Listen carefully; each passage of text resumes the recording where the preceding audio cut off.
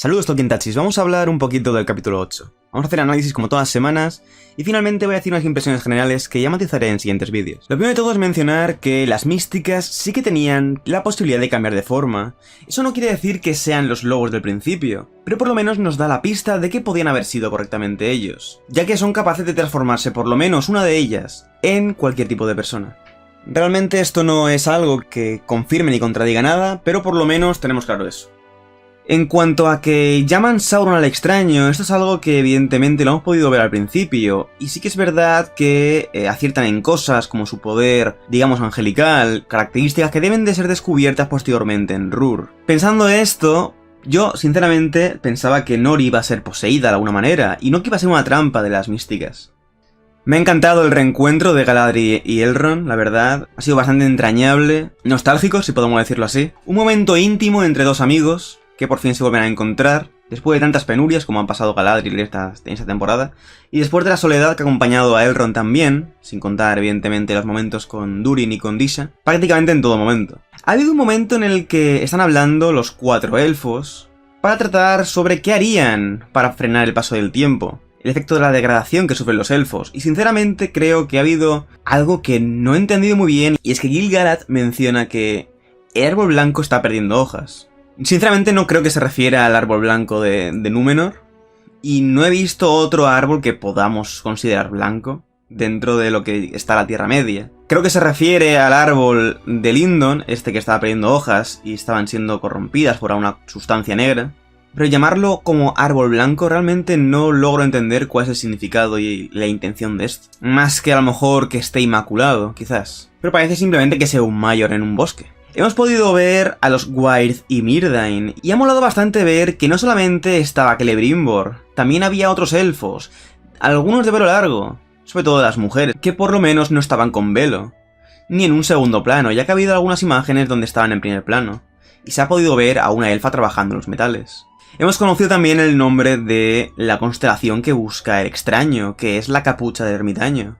No he conseguido encontrar si era una constelación real. Además ha habido algo muy bonito y muy simbólico, por así decirlo, cuando el extraño combate contra una de las místicas, y es que la mística utiliza una vara y mueve al extraño como si fuese Gandalf en su pelea contra Saruman.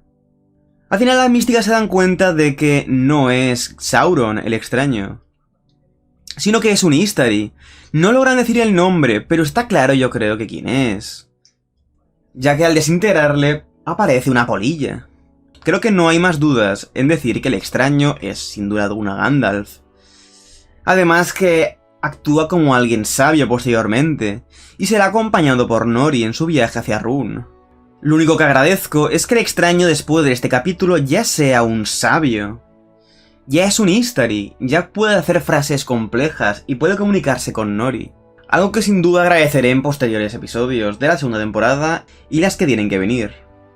Ha habido un guiño bastante interesante, que es que Celebrimbor recuerda cuando el sol era de un tamaño que cabía en la palma de su mano. Sinceramente me ha parecido muy parecido, valga la redundancia, a Spider-Man 2 cuando el Dr. Octopus dice que tiene el poder del sol en la palma de su mano. Pero además de eso, es un guiño evidentemente a que el sol y la luna eran en realidad los frutos de los árboles de Valinor una vez destruidos. Sé que hay una parte muy interesante que queréis comentar, y eso lo voy a dejar para el final. Ahora vamos a ir con la trama de Númenor. Como recordaréis, Tar-Miriel estaba ciega. En mi análisis anterior dije que no entendía por qué Elendil había rechazado o estaba replanteándose si había sido adecuado rescatar a Galadriel. La verdad es que la han sabido solventar bien. Recordamos que en el último capítulo Elendil lloraba, y sin duda alguna yo creo evidentemente que era por haber visto la voluntad reforzada de su reina, y haber dudado por un segundo. Su fe se quebrantó, pero volvió a forjarse más fuerte que nunca, y eso lo hemos podido ver en este episodio.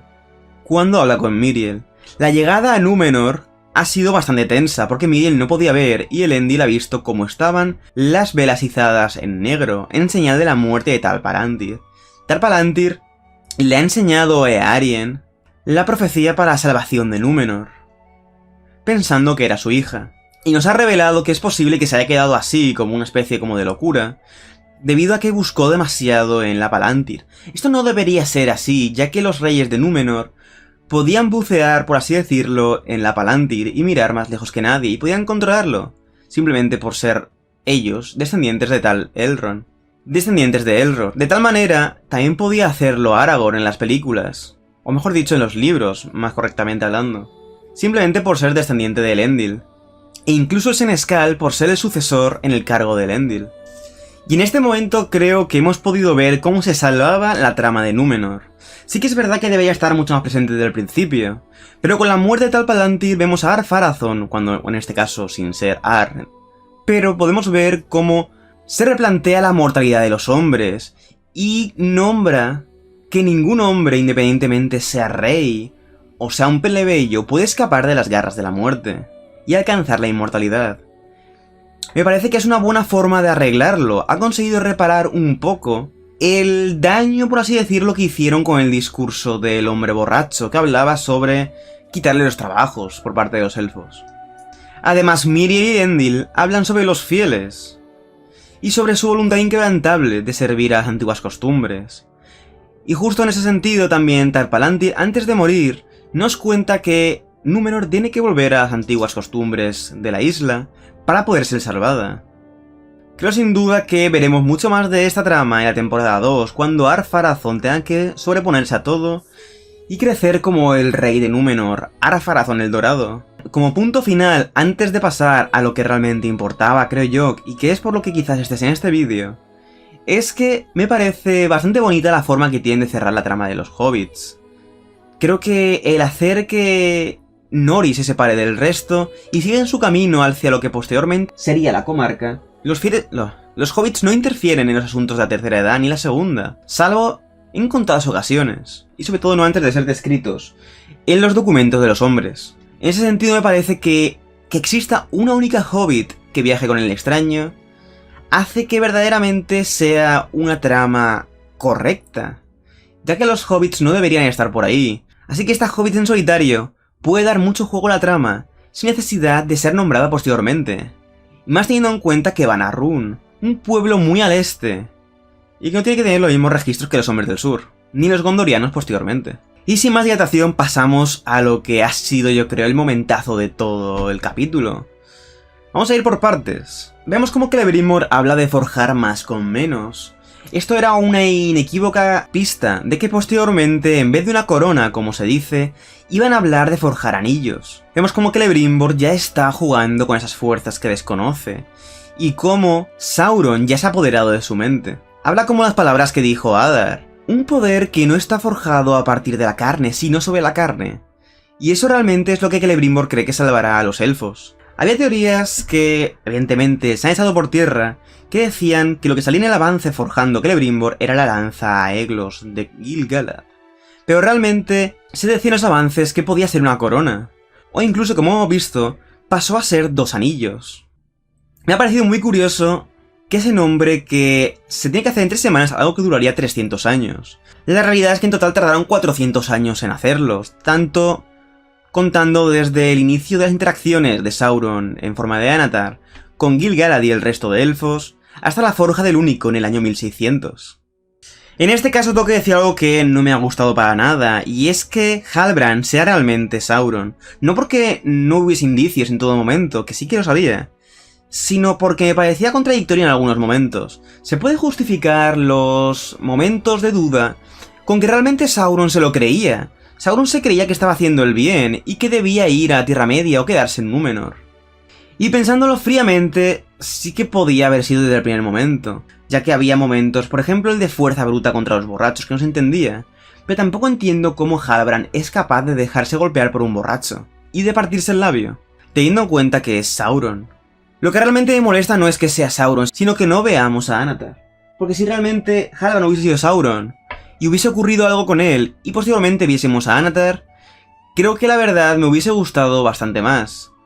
Y si, evidentemente, Halbrand hubiese tenido su interacción y su historia, que es la que nos planteaban al principio, como un rey que tenía que dudar entre si ser rey de los hombres o caer en las sombras, creo que podíamos haber visto algo más rico y mejor. Y sobre todo, un momento increíble con Anatar forjando los anillos, que ya no podemos ver, o por lo menos es lo que creo, ya que cuando Halbrand es revelado y posteriormente se va a Mordor, seguramente vaya a forjar el anillo único, ya que Celebrimbor ha podido forjar los 3 anillos de los elfos. Y la clave está en que no hemos visto cómo se forjaban los 9 anillos de los hombres ni los 7 de los enanos, y son algo que tienen que estar generados en algún momento. Por lo tanto, o bien será Celebrimbor el que los fabrique después, o bien será Sauron el que vuelva en forma de Anatar, que es algo que realmente espero, ya que Celebrimbor parece que empieza a estar un poco corrompido por el poder que ha desbloqueado, ese poder que le hace crear cosas que podían incluso estar al alcance de Fëanor, y destacar así como el mayor artesano de la historia. Creo que podemos ver cómo Celebrimbor va a ir cayendo poco a poco en esa dinámica. Evidentemente la temporada 2 tiene que tener algo relacionado con más Forja de los Anillos, porque si ya están forjados, no creo que ocupe toda la temporada 2 la guerra de Eregion, que es el suceso siguiente que debería ocurrir en este momento. En cuanto a Galadriel y Halbrand, me ha parecido muy interesante cómo ha jugado con ella. Se ha descubierto el plan secreto, pero no un plan realmente, sino cómo Galadriel era la que realmente le iba moviendo de lado a lado, porque él actuaba realmente sin un plan, desde el principio, ya que dice que Galadriel fue la que le salvó a él, en la barca, y posteriormente sería ella la que querría llevarle a Tierra Media, ya que él quería quedarse en Númenor. Lo que sí que hemos podido ver es que Halbrand, o Sauron en este caso, todo lo que actuaba, salvo decirle la realidad de su nombre, era cierto, ya que recuperó el símbolo de un muerto. También hemos podido ver cómo Halbrand juega con la mente de Galadriel, y le hace ver escenas de Aman con su hermano Finrod. Y Halbrand le enseña una visión en la que está él, ya con la forma de Sauron, junto a su reina, que sería Galadriel. Siendo Galadriel la elfa más poderosa de los Noldor en la Tierra Media, y posiblemente de todos los elfos que hay en la Tierra Media, es normal que Sauron la quiera tener como su reina. Y por ese motivo, antes de eso, en vez de una corona, proceden a fabricar 2 anillos, uno para él y otro para ella, para gobernar al resto de pueblos. Y posteriormente hay un momento en el que se hace una referencia clara a la frase típica de Galadriel. En los libros Galadriel habla con Frodo cuando está en Lórien, y se refiere así: y ahora al fin llega, me darás libremente el anillo, en el sitio del Señor Oscuro instalarás una reina, y yo no seré oscura sino hermosa y terrible como las mañanas y la noche, hermosa como el mar y el sol, y la nieve en la montaña, terrible como la tempestad y el relámpago, más fuerte que los cimientos de la tierra. Todos me amarán y desesperarán. Me ha parecido un buen guiño tanto a los libros como a la película, que Sauron fuese el que le dice esto, y posteriormente sea Galadriel la que lo replica, porque sabe que es cierto. Ese reflejo del futuro que podía haber sido, lo que luego Galadriel haría mostrándole el futuro a los hobbits, tanto a Sam como a Frodo. Un futuro que no es real, pero es un futuro que podría ocurrir. Me ha parecido también un acto de evolución de personaje que Galadriel haya podido soltar por fin ese lastre, que es el recuerdo de su hermano, y usar la daga de Finrod para forjar los anillos, con el acero y el oro de Valinor. Al principio del capítulo pudimos ver cómo se enseñaban las gemas que posteriormente irían en los anillos, y son realmente increíbles. Y vimos cómo Celebrimbor, usando el poder de su forja y de su arte, pudo forjar esos anillos, pudo darles forma y crear los 3 anillos élficos. Y una vez forjados al final del capítulo son verdaderamente hermosos. Una cosa que no he entendido es que Galadriel habla de que da igual lo que intente, pero el pecado de Sauron jamás será perdonado. Creo que es algo contraproducente, ya que Sauron sí que de verdad era bueno. Se cree que Sauron, después de la Guerra de la Cólera, sí que intentaba ser realmente bueno, y de hecho pidió perdón a Eonwe, pero como Eonwe no podía juzgar a iguales, y Eonwe era un Maiar, al igual que Sauron, Eowyn dijo que tenía que ser sometido al juicio de los Valar. Y entonces fue cuando Sauron volvió a su antiguo ser, ya que tenía miedo del castigo de los Valar. Realmente Galadriel no es nadie para juzgar si de verdad debería ser o no perdonado, ya que los Valar tendrían que juzgarle y castigarle. Posteriormente sus pecados serían perdonados, tal y como se hizo con Morgoth, que estuvo encadenado 3 edades, hasta que fue liberado y posteriormente pudo deambular libremente por Aman. También me ha parecido un buen detalle que cuando Halbrand habla con Celebrimbor para hablar de la forja de los anillos, en ese momento Halbrand dice que considere esto como un regalo, el consejo que le da para forjar esos anillos. Y la verdad es que eso me ha gustado porque parece que Halbrand es el dador de dones, como puede ser Anatar. Sinceramente creo que hemos perdido un momento muy increíble, la verdad, pero se nos ha dado otro que tampoco está mal. No es lo que esperaba, pero por lo menos estoy satisfecho de lo que he visto en este capítulo, y creo que se queda algo muy interesante de cada temporada 2. Y como acerté en su momento, aunque evidentemente no quería, en el análisis del episodio 1 y 2, Cuando Halbrand rescata a Galadriel podemos ver cómo se sorprende al ver la daga. Yo sinceramente lo veía más como otra de las posibilidades que comenté en el vídeo de sus teorías. Pero bueno, una de ellas fue cierta al fin y al cabo. Así que se podía decir que al final acerté, ¿no? Realmente no me gusta nada esto, pero bueno. Creo que ha quedado un increíble momento final y creo que ha quedado un capítulo definitivo muy bueno. Y tengo muchas ganas de que llegue a temporada 2, que seguramente sea en 2 años. Nada más que decir, gente, espero que os haya gustado el vídeo de hoy, y nos vemos posteriormente en los directos y en siguientes vídeos que haga sobre el tema. Hasta la próxima y adiós.